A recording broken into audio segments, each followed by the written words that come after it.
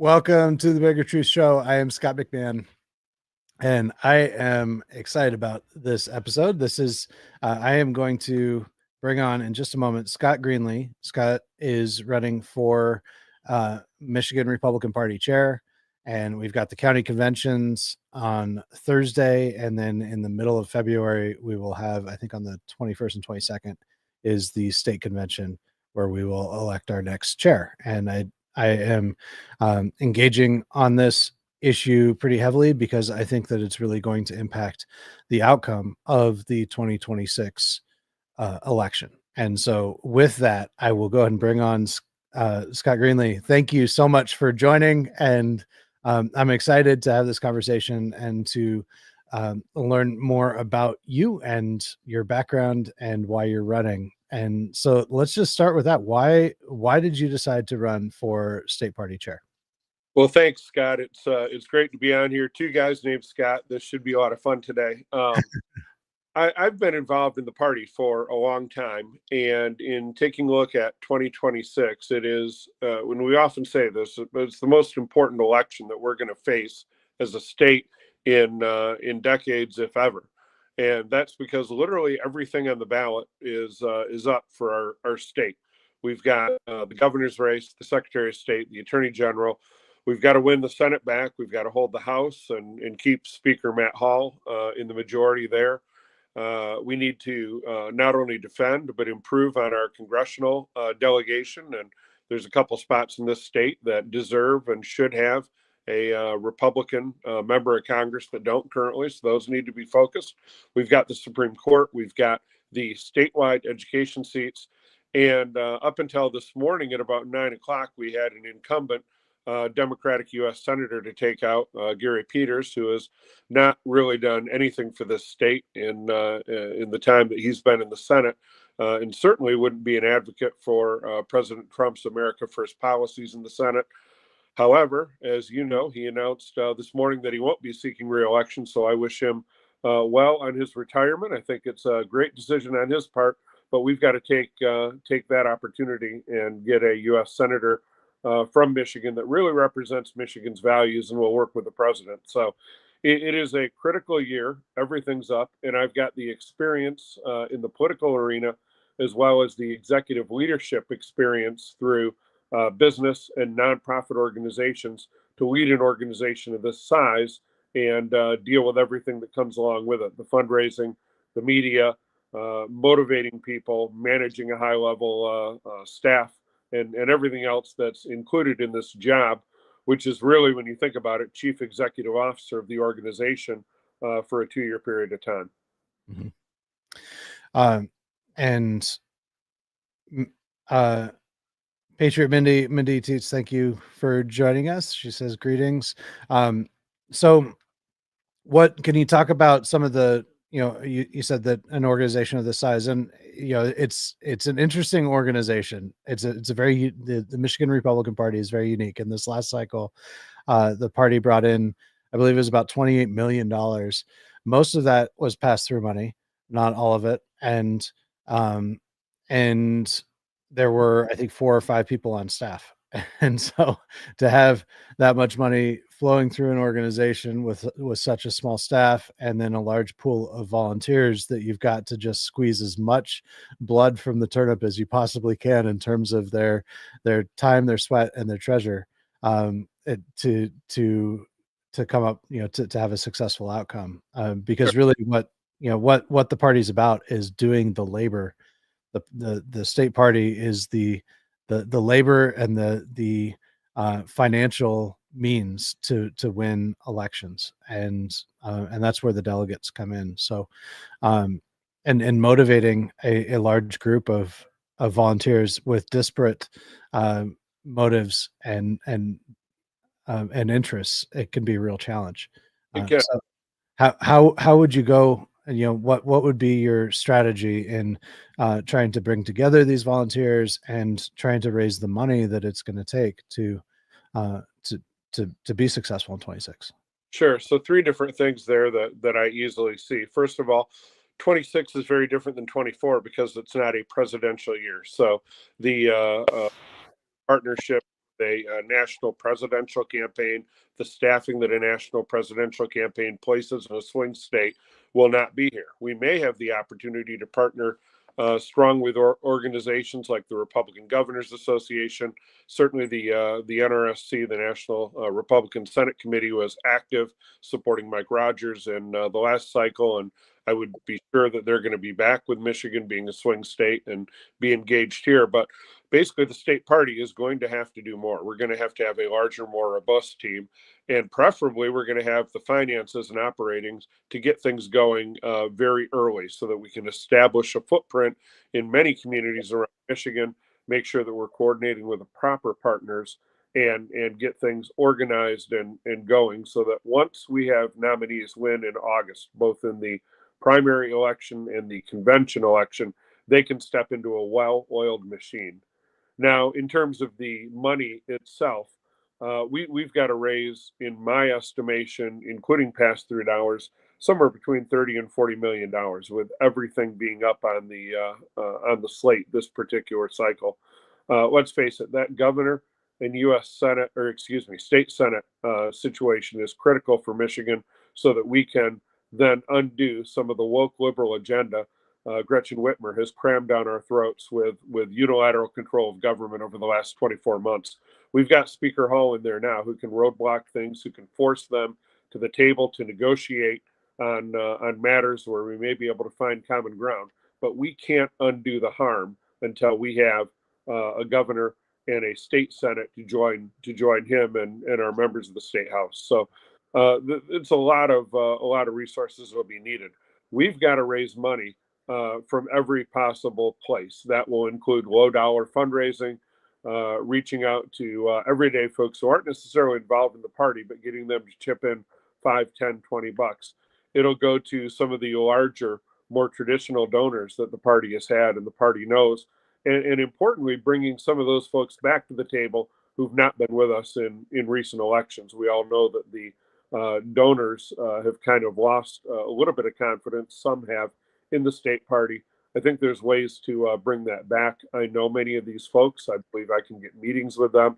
I can believe I can present them with a strategic plan of how their resources will be spent, and then, importantly, do it in a compliant and transparent manner so that they can see results, they can have confidence in the process, and they will reinvest in the Michigan Republican Party with the understanding that 26 is so critical.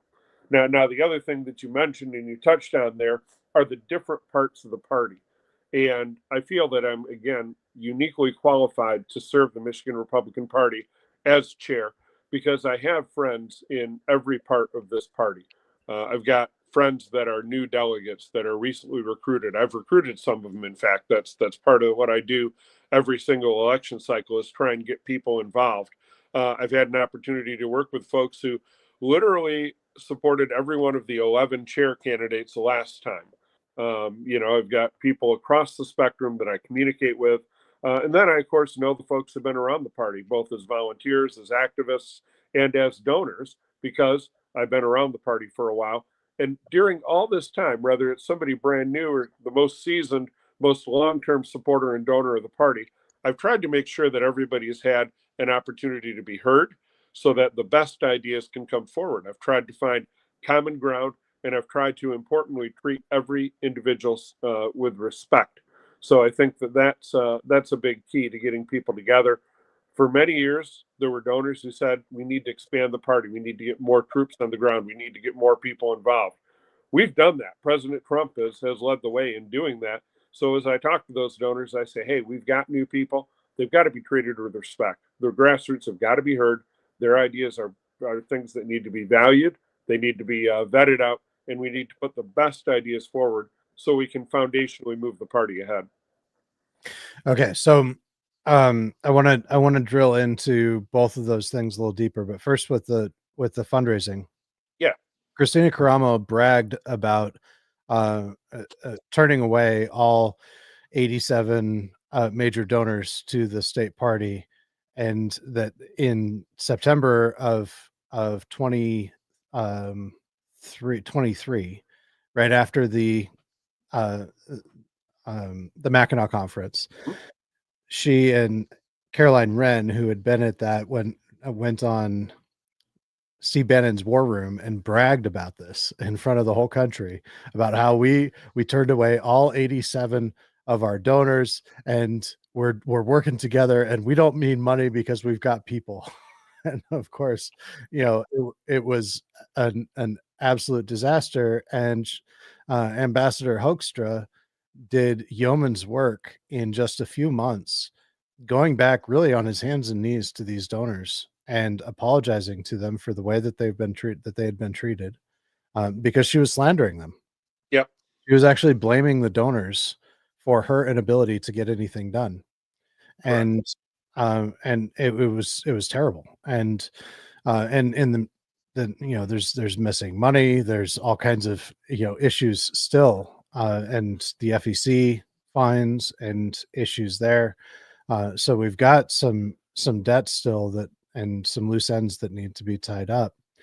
But you said that the party has relationships with these donors, and the party is really just the people. And so this is the primary responsibility, I think, of the chair, is to engage in those relationships with those donors, not just within the state, because there will be pass-through money from the Senate campaign, the National Senate organization. There will be money from, there'll be pass-through money from Trump's organizations, and there will be national money that comes in. Sure. But also, I think there needs to be an effort going to, from the state chair, um, to bring in this money, like you said, long before the primary in August of 26.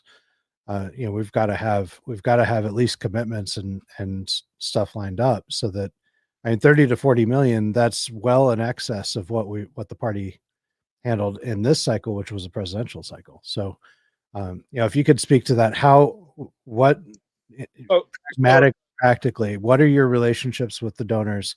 What would be your strategy in building and improving and healing those? Because there's still healing that needs to happen there, just to get people to even consider coming back. correct. So go ahead. Yeah, so a couple things. If I said the party has the relationship, I misspoke. It is absolutely individuals that have the relationship, because the party itself fractured on their own accord when Christina was the chair. A lot of those long-term relationships with folks who historically had been partners and had supported the organization. Now, I don't know where you're getting the number 87. My number would be a lot larger in terms of people that I would go after and organizations that I would go after to fill the Michigan Republican coffers on a variety of fronts. They have different types of accounts that can receive different types of money and do different types of things. And I will be encouraging people to donate to all of them, and to donate from all different levels. Again, the $5 contributions add up, as do the $500,000 contributions. And I'm an individual who has gotten all of those types of donations and more historically, not only in politics, might I point out, but also in the nonprofit community, where I've sat on a couple of international boards where we fundraised large amounts of money for 501c3 type causes. So asking and making the pitch is something that I'm familiar with, and the individuals are people that I've been around. I was vice chair of the party back in 2009 and 10, a year where we won pretty much everything. And I worked closely with the state party staff at that time, got to know a lot of the donors. Traditionally, I've been an active member in Kent County and in Ingham County. I was the finance chair in Kent County of the Kent County Republican Party years ago, which allowed me to build friendships and relationships, and really learn how to, 20, 25 years ago, cut my teeth in asking for large checks and what donors would want to see, which is essentially accountability, the same thing you'd want to see in anything that you're going to invest in, because giving money to a political party is an investment. Your result is good governance. I also think my national network is something that is important and something that I've talked about occasionally. I've had political campaign work and activities and alliances in about 15 different states around the country.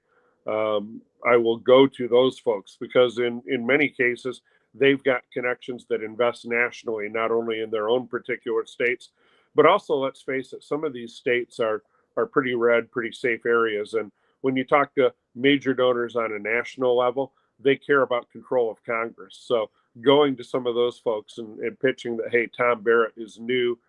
He could be the majority maker. You know, the Democrats are going to come after him.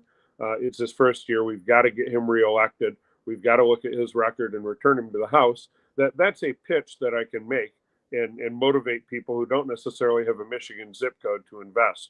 Michigan has also had a lot of our traditional donor base and frankly, a lot of our population move out of state.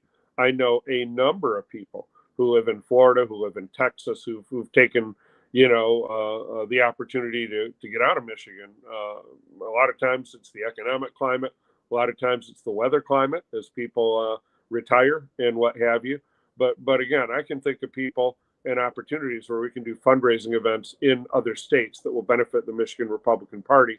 I know that's happened in the past, and I will certainly look to do that again in the future so that we can get every possible resource.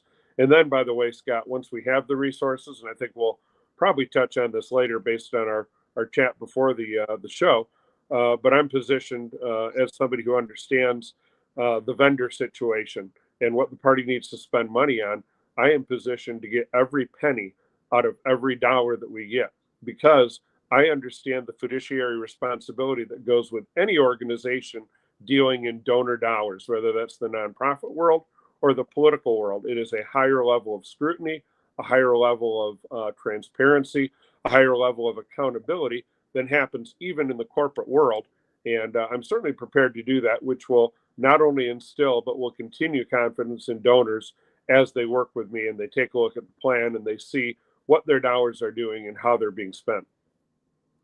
Very good. Good answer. So, and that 87 number, that was their number. That was the number that Caroline Wren and Christina Kramer were using. But, more. Yeah. But yeah, we don't need money. We got people.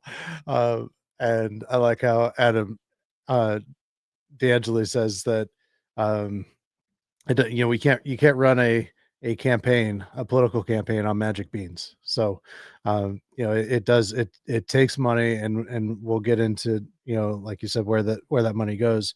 But first I want to go into the other part of your first answer, which is talking about the people and the idea of the grassroots. I personally reject the notion that this is a grassroots versus establishment paradigm. I believe that this is an insurgency within the Republican Party that was designed from the beginning to take over the Republican Party and try to make it into a far right party, which would be deliberately unelectable.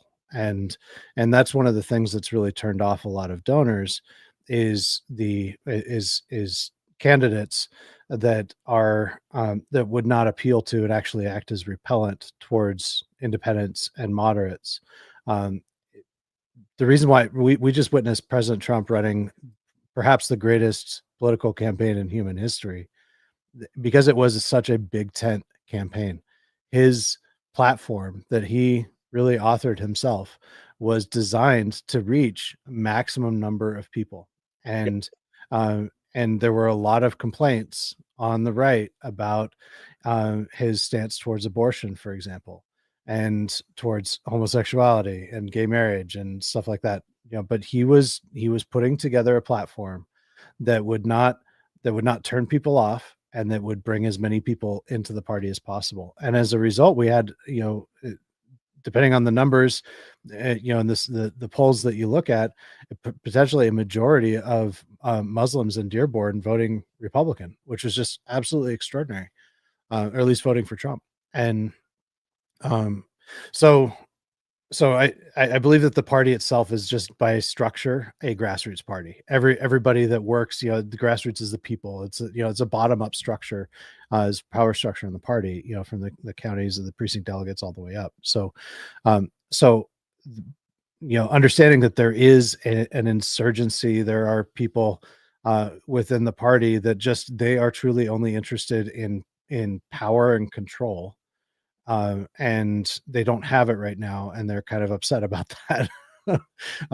So that there's some herding cats element of it, but there's also, an understanding that there are people within the Republican Party that are either anarchists, and it's as much as 25%, maybe 30% of our state Republican Party that are either anarchists, Democrats, unaffiliated, or uh, like kind of far right extremists, and so that's an element that needs to be dealt with, and I wouldn't call that the grassroots. That's it's more of a fringe element within the party. So, Yeah. um, When so I yeah, go. You can take it from there. Okay, yeah, when I talk about different parts of the party, I mean, there are the traditional grassroots activists. There are the youth, which would be a part of the party that need to be listened to and served. There are the donors. There are the libertarian wing of the Republican Party. In fact, we had a gentleman at the Sunday afternoon stand up Oakland meeting who is from the Libertarian Party, who was there particularly to ask us a question, all the candidates, if we would work with them if we were elected. So there are a lot of different agendas and a lot of different folks out there. You touched on Donald Trump and the way that he ran his campaign, which was absolutely brilliant and absolutely something that I believed in. That is, bring more people together. We are a party that needs to grow by inclusion and not exclusion. And I remember the words of Ronald Reagan, who was like the first political person I really paid attention to when I was a junior in high school. I started studying him. And he talked about the fact that if we could agree 80% of the time, we were valued and trusted allies and not enemies. And President Trump personified that when he brought Tulsi Gabbard in to his inner circle. Now think about Tulsi. Everybody's quick to go, "Oh yeah, that's a former Democrat." Well, it's not only a former Democrat; it's somebody that just 4 short years earlier had been running for the White House with the idea of throwing Donald Trump out of the White House. Like Mhm. that was her purpose of getting into the Democratic primary. Then he brought Kennedy in, and Kennedy had the same exact idea when he got involved only a year earlier than our election, and was again attempting to throw Donald Trump out or prevent him from getting back into the White House. If Trump can work with people like that, we've got to be able to work with all different types of people, recognize all different types of agendas, put them all together, and have the best ideas come out that'll be foundational. And I believe if you do that with respect, if you listen to the ideas, you give people the opportunity to actually be heard, not only will you as a leader learn a lot, but they will feel valued, they will feel more invested, and they will, I guess, tolerate it when they don't get their way a lot better. Are there some insurgents? Are there some people who want to do the party damage? Absolutely, that's been talked about. Got to identify those folks, got to protect the brand, got to protect the shield. But in general, we have always been a party that's made up of a lot of different attitudes and a lot of different ideas. And we've got to put them all together and work together. Because when we do that, as Ronald Reagan showed us and as President Trump showed us very recently, we win. And I want to win in 26. Yeah, absolutely. That's another good answer there. So, um, the um, before we go on to how money is spent and the political consultants, I'd like to also, since we brought up Karamo and the things that have happened, there's at least $130,000 that's missing. That when they transferred banks, there's the FEC fines. How do you plan to handle? And there's kind of an investigation that's been just open ended and not really fully addressed. And so how do you plan to handle that situation? Yeah, I'm not on state committee currently, so I haven't seen any of this stuff. I've only heard rumor and innuendo, and 130,000 is thrown around one day, and then 180,000 is thrown around the next, and then 50,000 is thrown around the next. So the first thing any chair is going to need to do is sit down with the appropriate financial and legal resources and really understand what happened, what numbers are missing, what numbers are inappropriate, what fines are pending, if any, and investigate them and make sure that they are proper fines, that we're actually being fined for something that we did, because far be it for me to say that justice is occasionally misused against conservatives, but I'm going to want to be double careful just to make sure and really do the due diligence there and make sure any accusation is founded and documented and accurate. Then we've got to come up with a plan to A, take care of whatever those fines, whatever that debt, whatever those situations are. B, talk to the committee, because I don't believe an individual should make this decision, but talk to the committee about any potential legal action against any individuals who broke any laws. Scott, are you still there? You blacked out. Group. Yep, sorry about that. We are a group that is focused on the rule of law. We always have been as a party, and people need to be held accountable if they broke the law, and that'll be a decision. That's what I believe, and that'll be a decision that the committee will need to take a look at.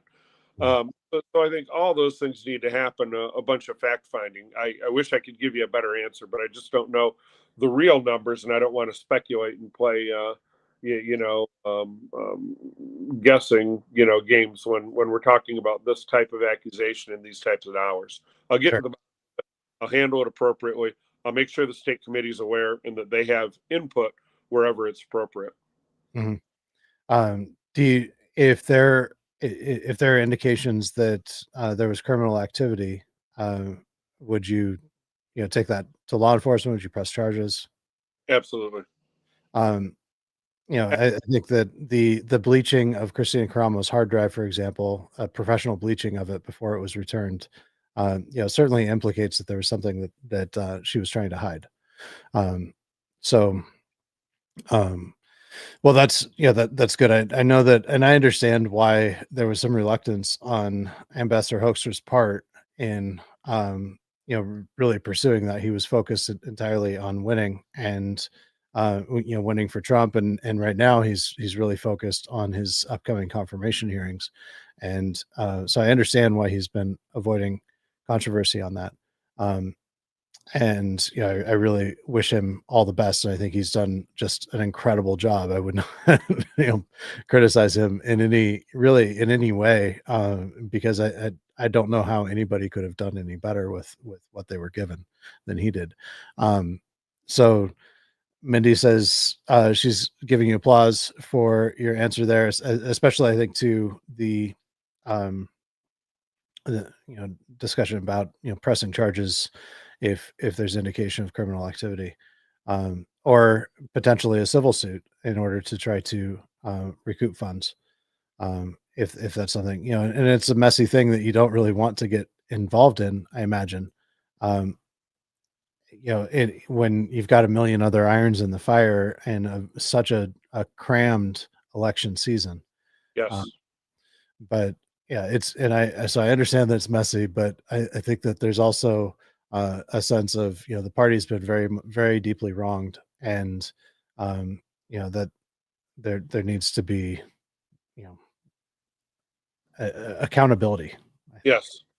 Yeah, it not only is right for the members, for those who did donate, for the delegates, but it's also a deterrent in the future to let people know that, hey, actions do have consequences. If there's an issue with finances or anything else that violates the laws of the state of Michigan or the United States, we will have to review it, and the appropriate legal resources will have to make recommendations on how we handle it. Civil, criminal, what have you.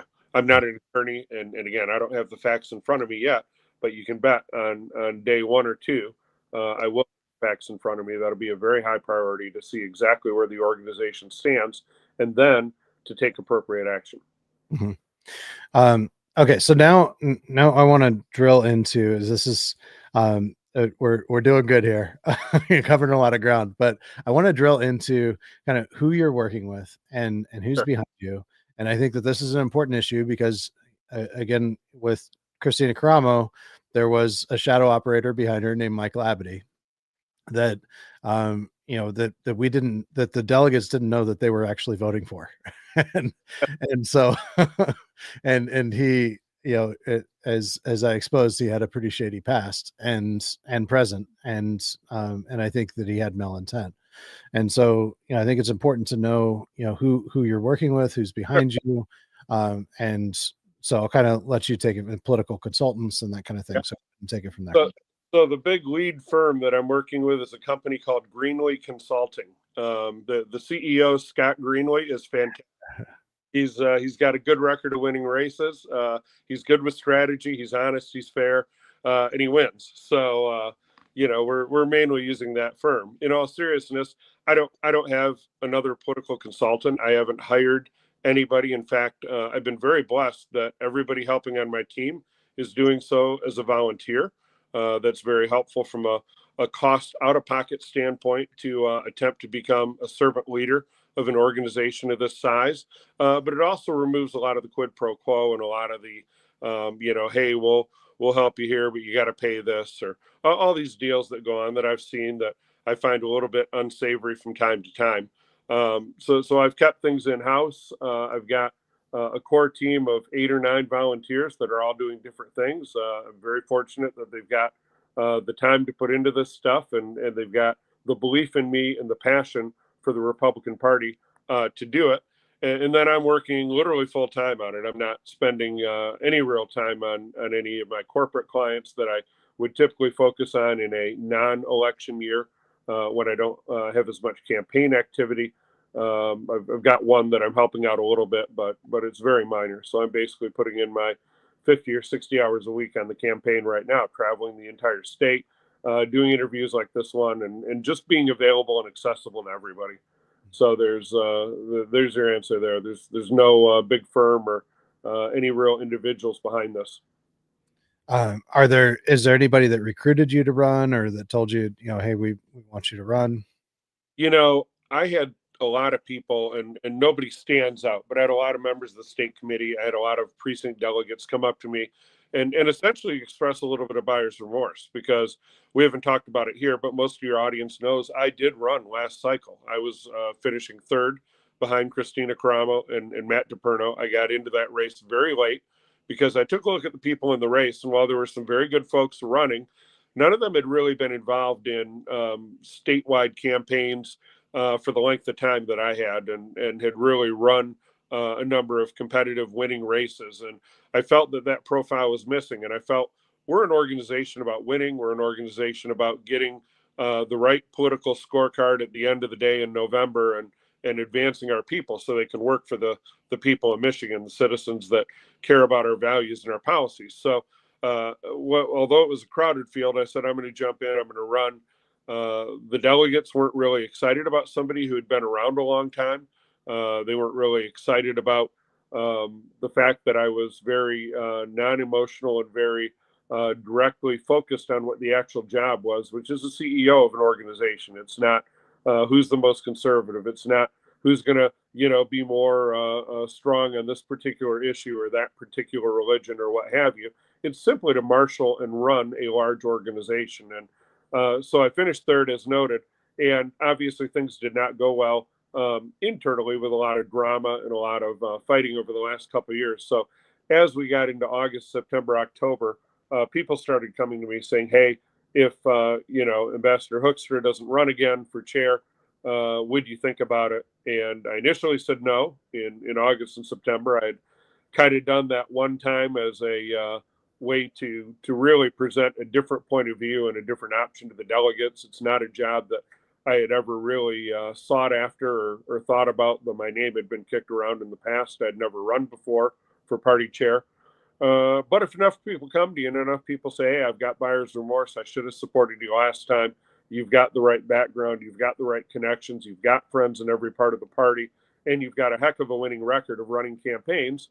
Eventually, it got to a point where I said, I am well qualified for this, and 26 is real important. So I thought about it, I prayed about it, I talked to friends during the holidays, and I declared my candidacy on January 2nd, and have been running hard ever since. Good. Very good. So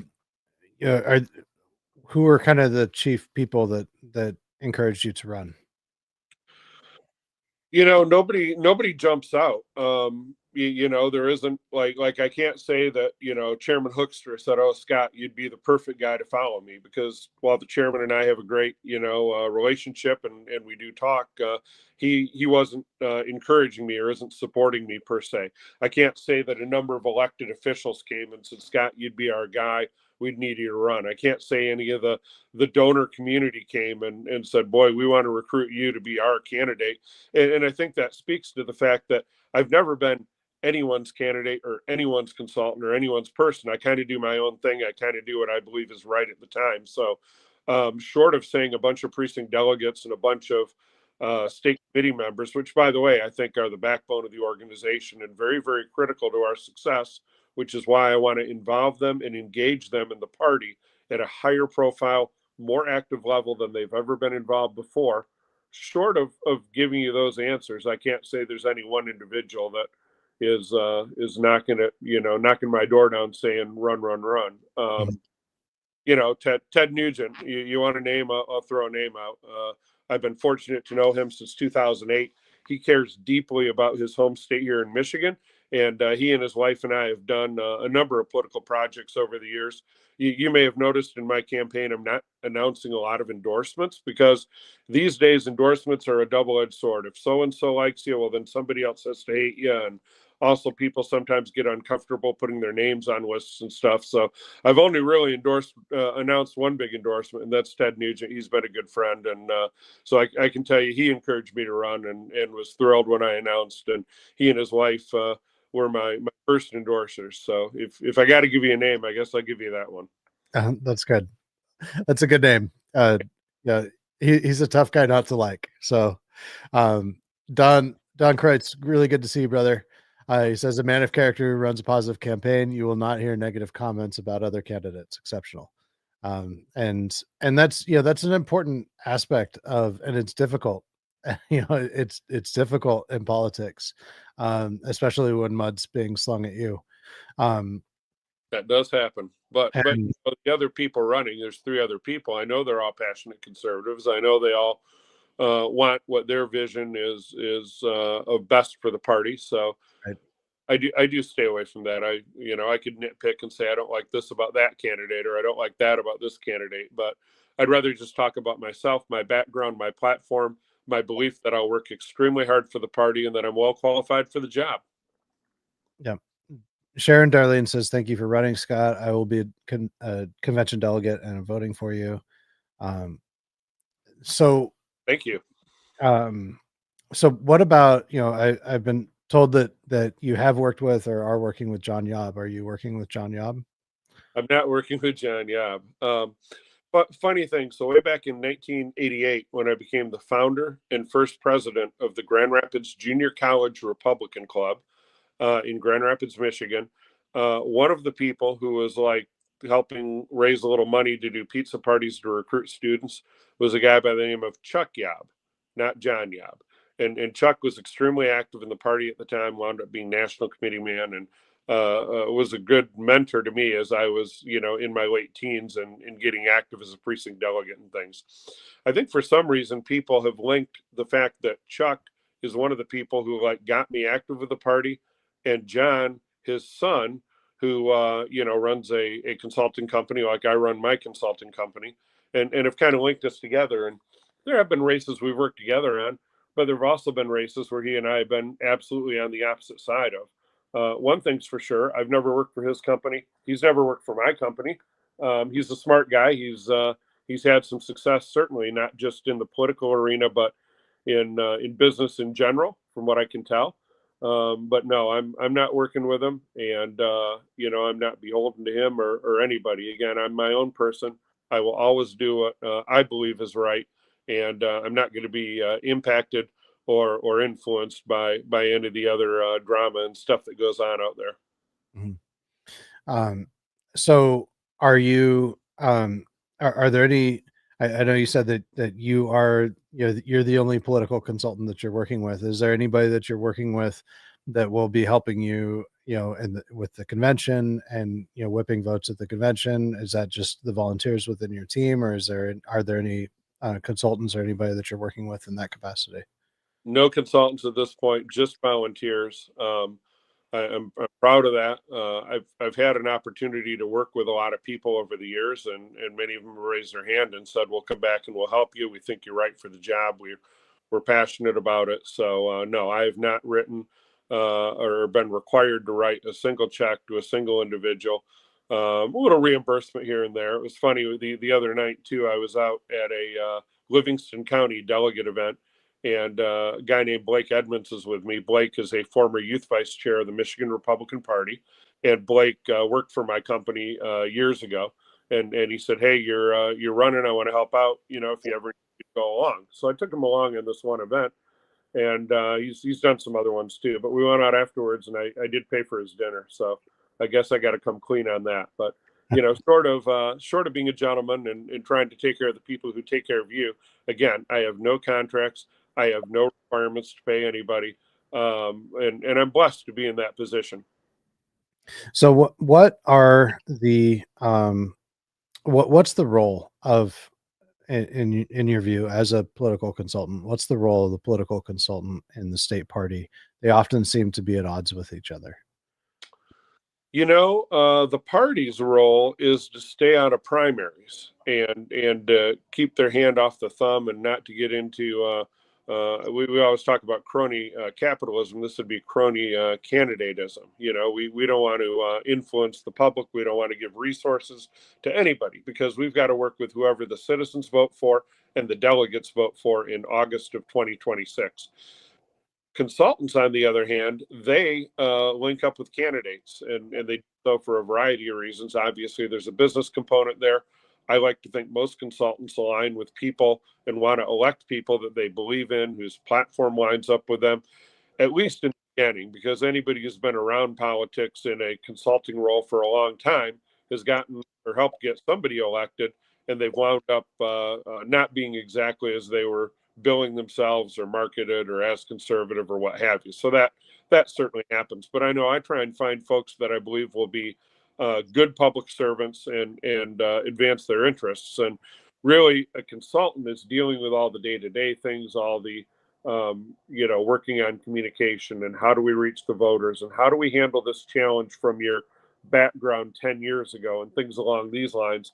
Whereas the party steps in and augments essentially candidate individual marketing after we have our nominees. The only reason that it would start any earlier than August is if we have a person in a primary that's not contested.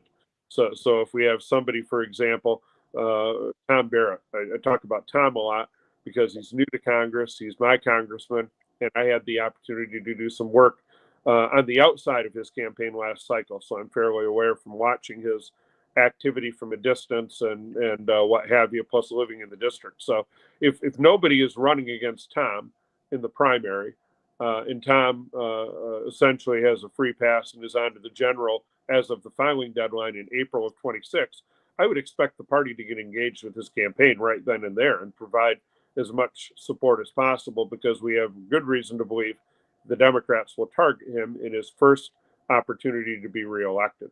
So in a situation like that, the party and the campaign, the consultant, all that should be coordinating where legally possible and where allowed as early as possible. But the rest of the time, the party is simply gathering resources, putting together a well-oiled machine so that people can step into that and improve their chances to victory, working on things like the fall absentee ballot program, obviously working on election integrity, working on recruiting general volunteers around the state that can be funneled from the party to those campaigns, but only after those campaigns have successfully won the primary and moved on. Very good. So it's really and it always has been the candidates that choose the political consultants Oh that yeah, they're going to work with, and I, it's at their option. And statewide candidates, especially, but also district-wide candidates, what they can get from the party is fairly limited, aside from discounts on mailing and potential resources, financial resources, and then volunteers. So if the delegates are ready to work, to roll up their sleeves and work, that's where the party really has value. And when the delegates are not getting out there, wearing out their shoes, knocking on doors, there's not much that the party really has to offer for statewide candidates. Would you agree with that assessment? Or um I think historically, in some years, that's right. But I've had years where the Michigan Republican Party decades ago have rolled out, 25, 26 victory offices throughout the state. And they've done a lot of the recruiting of local donors and steered them toward the individuals, and they've helped plan events, and they've helped, whether it's a Lincoln Day event for the county party, which can then raise resources and give to their local candidates, or whether they have helped plan things for those candidates directly, where again we're appropriate, where we can coordinate. I think that the party has access to national figures that can come in and help out the high profile statewide candidates, and then hopefully be able to coordinate some local visits while they're there. For example, if you're bringing a big name into Kent County for a stop for a governor candidate, there is no reason that we wouldn't also make sure that person could spend a little time with the state reps in that area, those candidates, and the Kent County Commission and the countywide officers there and what have you. So it's really a lot of coordination. It is really a lot of fundraising and bringing a brighter light and a larger organization into play that hopefully will be able to reach more voters, not just the traditional Republican voters, but those low propensity voters that President Trump showed us were so important to really increase turnout in 26. Kelly Powell says, yes, the MRP helped Barrett with victory offices in 22 and 3 field offices. And so, yeah, so that is really important. And I think especially with this upcoming Senate race, let's talk for just a minute about what the Democrats are doing. And, because I think that, it's not going to be like this 24 race where we were running against a party that had clearly gone full radical. They still are full radical, but they've really cleaned house from what I understand, and they're really trying to rebrand as a moderate party. And it's likely to be, I believe it's likely to be Pete Buttigieg that is the Senate candidate for the Democrats. I think he moved to Michigan recently for a political reason. That's my own speculation, but I believe that that's likely. And he's likely to be able to attract nationwide donors, dollars. So yeah, I think we're going to see a nationally funded campaign here and an effort here in Michigan, because a lot is at stake for the Democrats if they lose these races, just like there's a lot at stake for us if we win them. So you're right, but I think there's two things, especially we'll address Mayor Pete first. He did move because he was the mayor of a city in Indiana, and his performance and his political agenda led him to understand that in the great state of Indiana, he had zero chance to be elected statewide. He wanted to obviously raise his profile. He wound up in the cabinet. I think that he's got to answer for those actions and how he conducted himself as a cabinet secretary with a lot of issues in his area while Biden and Harris were in office. And then he's got to sell the Michigan voters that, hey, vote for me, even though, I'm not really living here. I don't really have great ties here, but, I couldn't win where I was at, so I came here. So aren't I a great choice? I think that's a terrible pitch, and I'm sure he'll clean that up. But that's what he is, and Michigan voters are intelligent, and I think we'll take a look at that and call it what it is, which is carpetbagging and attempting to bring values that weren't accepted in another Midwestern state into our Midwestern state, and that's acceptable in my opinion. Now, in terms of the party itself, yeah, they overplayed their wokeism. They went so far extreme that they made a lot of independent voters, even some soft Democrat voters, take a look at this and go, what are we doing? This is crazy. This is not stuff that we believe in. A lot of us laugh about the fact that, a guy like John Kennedy would have looked at that and walked away from their party, and wouldn't have supported any of this stuff. You look at Mike Duggan, a lifelong Democrat, a lifelong Michigan Democrat, and he said, I don't want to be part of this party. I want to run as an independent. And I think a lot of that has to do with the direction the Michigan Democratic Party has gone in recent years under Gretchen Whitmer's leadership, under Jocelyn Benson, under Dana Nessel, and their real national woke agenda. It doesn't sell in Michigan. It doesn't play well. Now they're going to try and recenter themselves. I get that. I would too if I were them. Of course, I never would have gone that far out, and I find most of the stuff that turned off the independent voters absolutely disgusting, and doesn't have a place in our society. But they're going to try and move back a little bit nonetheless. But it takes time, and we certainly saw their true hand and their true belief. And I think the Michigan Republican Party has a role in reminding voters, because it will impact the entire ticket of those walk ideas, of those things that they were engaging in.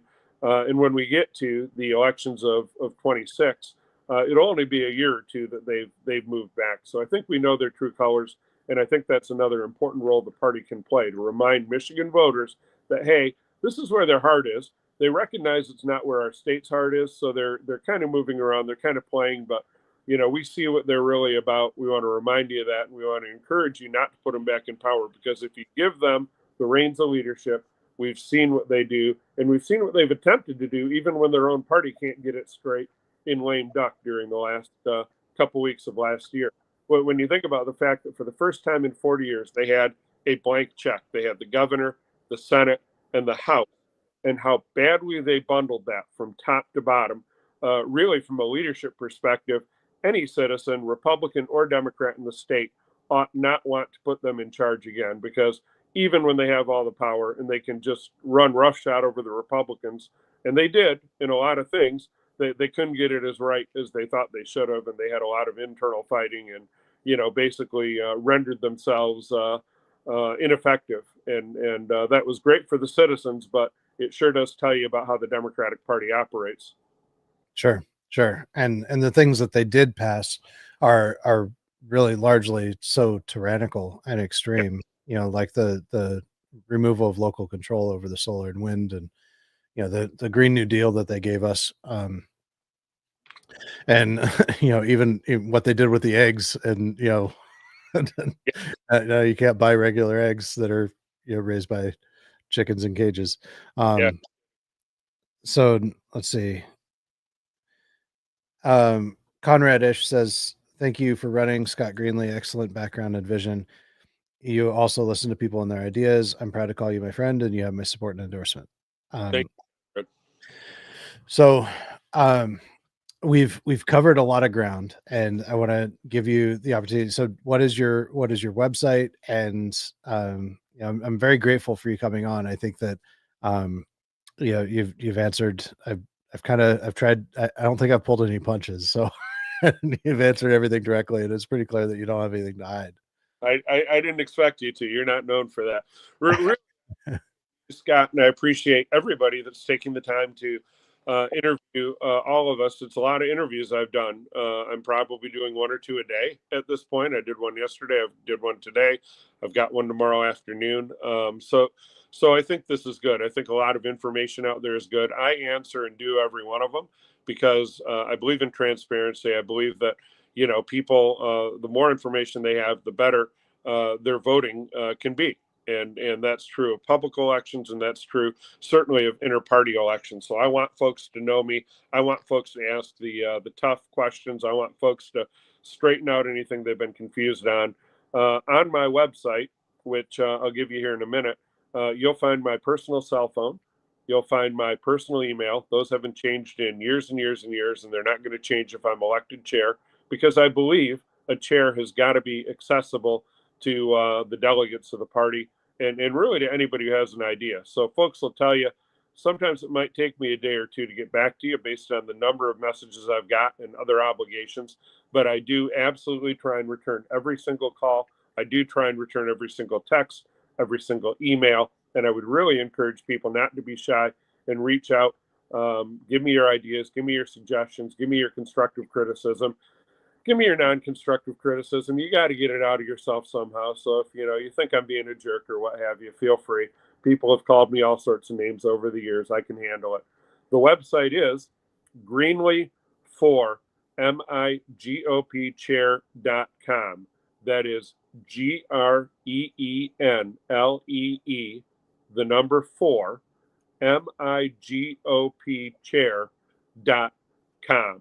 I look forward to having the opportunity to serve all our Republicans, all our conservatives, and all of our interested stakeholders. and leading this party as a servant leader to great success in 2026 with your help and with your support. Thank you for taking the time, and God bless to everybody tuning in. Very good. And Jessica Bearfield is your running mate, correct? We didn't chat about her. Shame on us. I announced that yesterday, and she's an outstanding lady who is involved in the Trump 47 election integrity team. Did a great job of helping secure the vote in this last election year. She's going to be involved in a lot of areas, obviously in election integrity, obviously in building grassroots organizations out. She's had great success doing that in Livingston County, working on some statewide campaigns, and again, being an integral part of the Trump team.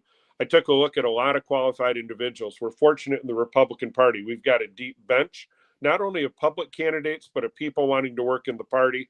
I probably started with a list of close to 20 people that I wanted to consider in my head to be co-chair. I worked that down to about 7 or 8. I worked that down to 3 or 4. And at the end of the day, I felt that she was a great fit. She brings things to the table that are different than me. She brings levels of experience that are different than what I have. And together, I think we make a fantastic team. I'm very excited to be working with her. I think that's a fantastic choice. And, I like her quite a bit. She was on the budget committee under Karamo, and she and Tim Ross and others resigned because of the problems, and they whistle blew. And that was, that's really, they have a lot of responsibility in saving the party and getting rid of Christina Karamo, because, Trump would not have won Michigan had had we not removed Christina Karamo. So I do. Are you still there? Okay. Well, we're kind of we're at a good stopping point. So Scott, thank you so much for coming on. And I hope this was helpful for you. This was helpful for me, as it looks like. There we go. You're back. I don't know why that happened a couple of times today. I apologize. That's all right. Your computer might have gone to sleep or something on you. So this was definitely helpful for me. And the convention process is a challenging and confusing and tedious process, or it can be.